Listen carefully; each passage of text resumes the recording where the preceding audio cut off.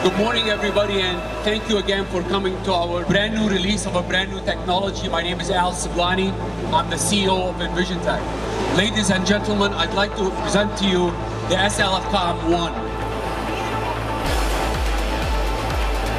Today we're introducing for the first time a brand new breakthrough technology in additive manufacturing, the Slcom, which stands for Selective, Lamination, Composite Object Manufacturing. Unlike many of the companies that are competing in the same space and trying to reinvent the same technology over and over again, envisionTEC is proud to actually introduce something never been done before, and it's the first of its kind.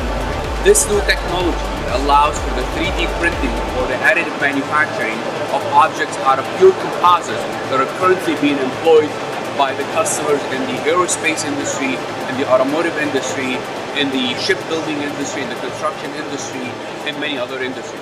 And here we are not reinventing, we are innovating to captivate and open